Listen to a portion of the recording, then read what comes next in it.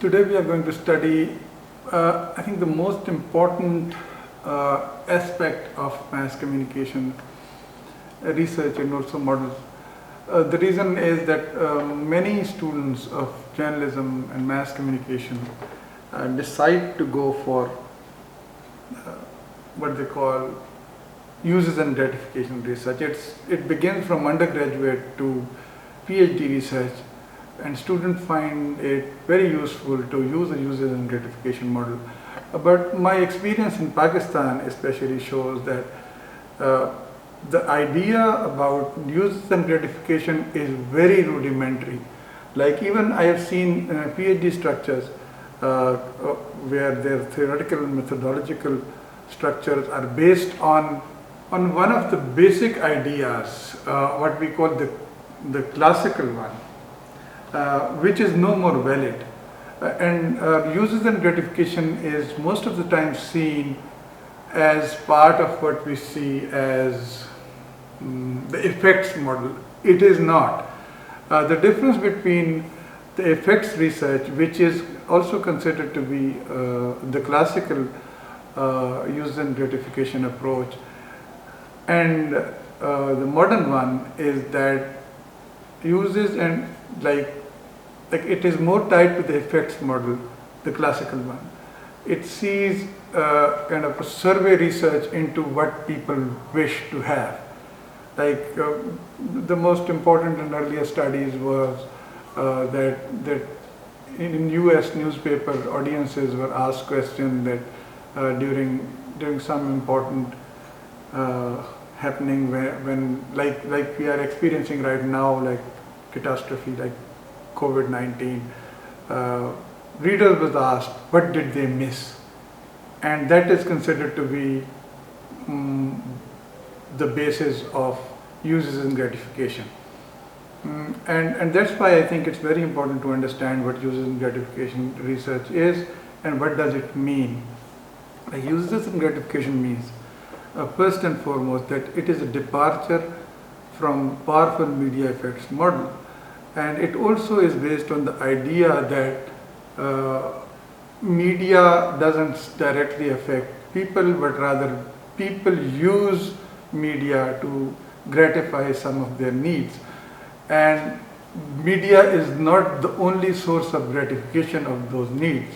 There are others too. So the uses and gratification model is based upon a more empowered audience who make more educated choices. Like it shows that media also makes choices, but decisions made by audiences are stronger. Now we'll just walk through the very idea of how it works.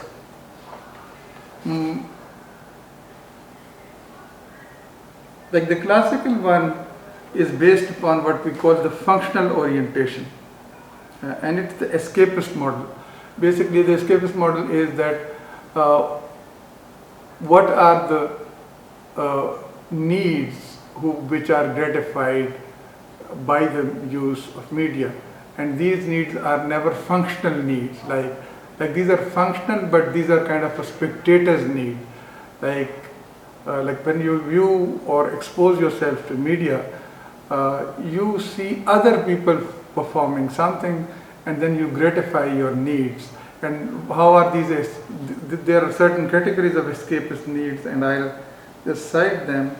That you want to relax, relaxation, stimulation, imagination,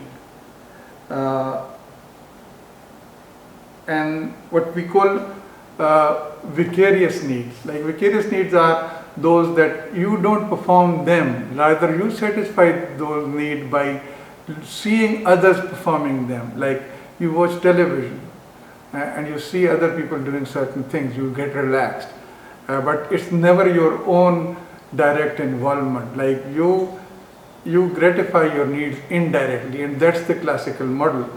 And this is most of the time the way we see it. Like I see students coming over with their ideas, and they will always tell me these are the four needs. Either people want to escape, or like infotainment, and ideas like that are all rooted in the classical model. And here we see that this is a functional model, and it doesn't really give any power to the audiences.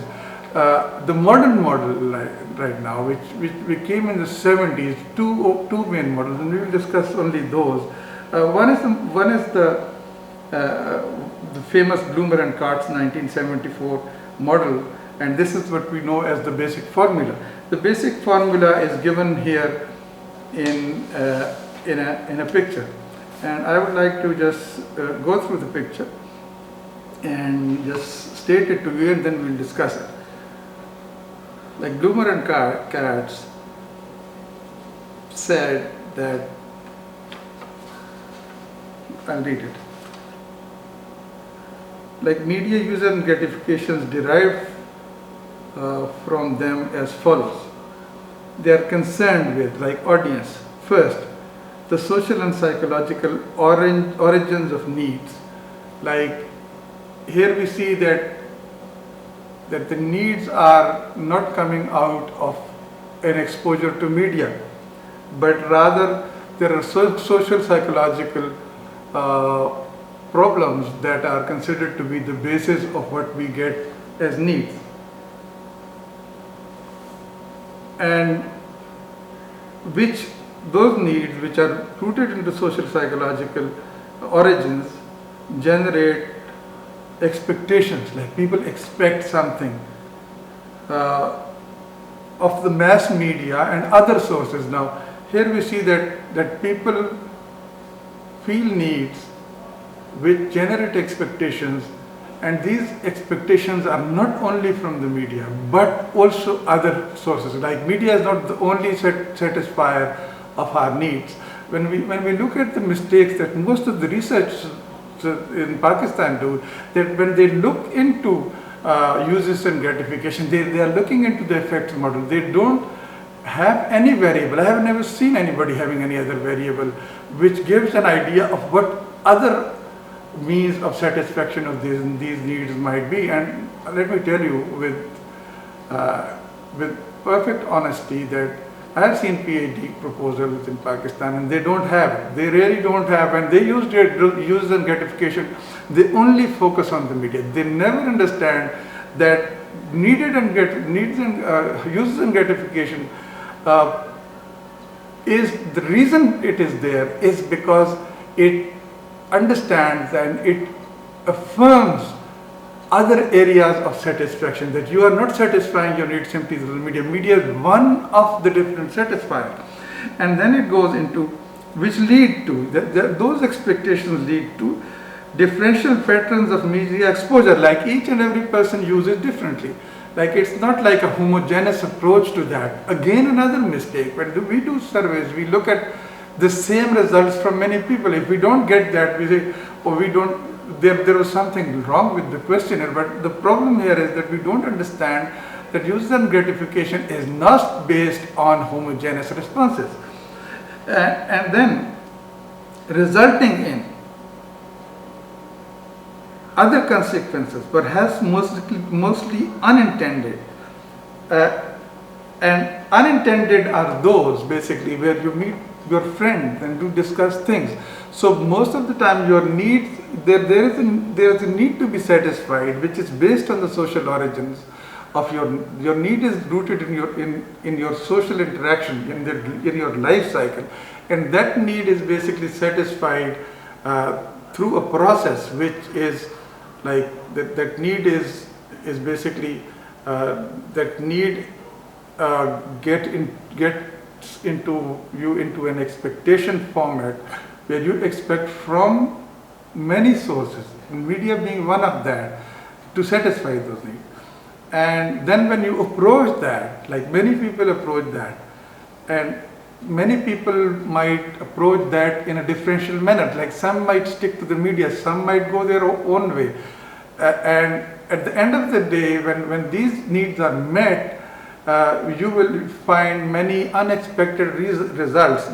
Like the influence of the media might be a lot on some, might not exist, might come into a trickle down, and all these formats. So I consider it very important to understand uses and gratification at the very basic level, because there is a mistake going on in Pakistan, especially in Pakistan. I don't know about any other country, where people really don't understand what user and gratification approach is. And then we go for the Rosengren model. It's a really interesting image. You see, and it's a general model. Like the other one was we see as the basic formula. This is the general model, and the general model basically elaborates upon the cat's model. And like the first step in this, if you look at the image that you have, I can't show it to you right now. A student asked me if I can do that. Unfortunately, not right now. Hopefully, anytime soon that we will have a projector in place which could show you, and we can go through it. But I think we are good for now. If you have the image, you can just go to the internet and you can download. If you don't have the book, even then you can download Rosengren's general model, and it says that need as a starting point. Like the need that you have is the starting point of the whole process, which he says needs to have something. Like you need something. So where is that need based in? It's based in that there is something, that starting point is rooted in the idea that there is a perceived problem. Like problem doesn't mean that you are going to jail or falling ill, but something that bothers you, something about which you need to get yourself informed, anything like that. And that perceived problem is in need of solution. Like you have a problem, you would like to have a solution, and you have a perceived solution at work also. So somehow you have a perceived solution, but you need to basically understand where the problem is. And what do you do is, then he says that that experience of needs is shown to be shaped or influenced by aspects of social structure, like a perceived need, which also has somehow a perceived problem and a perceived solution in place, is basically influenced. Like how does it work? By social interaction, by political structure, and also by what including the media, like different aspects of the social structure.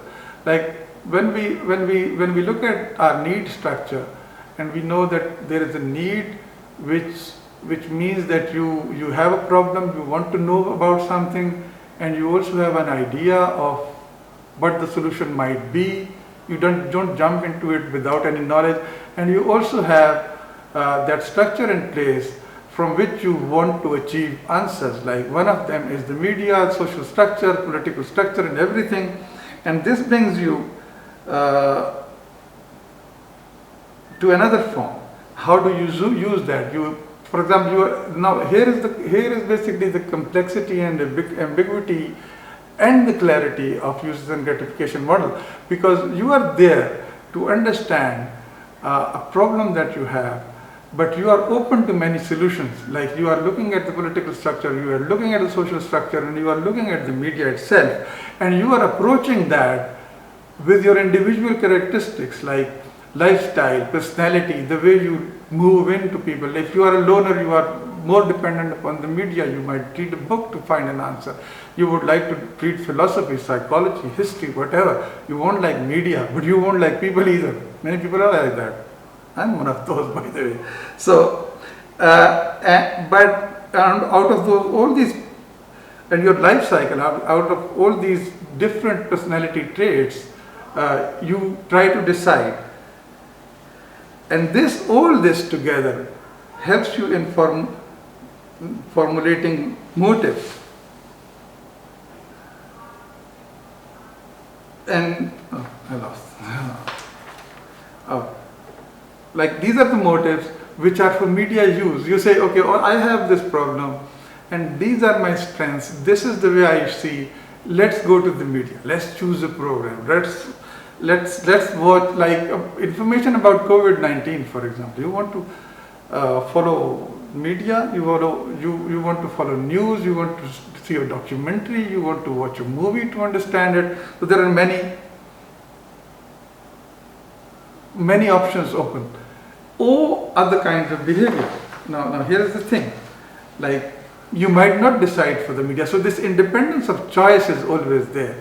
Like you have many options open for you. These are also discussed as, like I'll just quote what we call, it's always about Dennis McQuaid, the typology of what we call motives. Like the most important thing amongst the whole process is, what are your motives? What do you want to satisfy? And here comes again Dennis McQuaid, who gives us the typology of motives, like how could we define motives? And he said motive could be diversion. You want to put your mind at ease. You are listening a lot about coronavirus and how many people are dying. You say, I don't need it. My problem right now is I would like to put my mind to rest. I need diversion. You might be looking for personal relationships.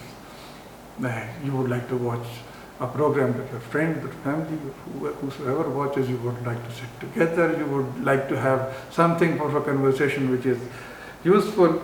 Personal identity, like who are you basically? You can identify yourself with a character in a movie or in a drama or any person that you like, or you can collect information that could support your personality. You are interested in science, you want to have a discussion on science. So you say, okay, no, I would like to have a personal identity. I identify myself with a scientist, Bill Gates. I don't, by the way, because he's so shabbily dressed. Or surveillance. You just want to know what's going on around the world. And these are the motives basically that drive the whole process. The main point, I'll sum it up with the words, that we have to understand that usage and gratification research is not an effects research. It's not media effects research. It presupposes rather an independent individual with social integration and with more than one options to satisfy the need.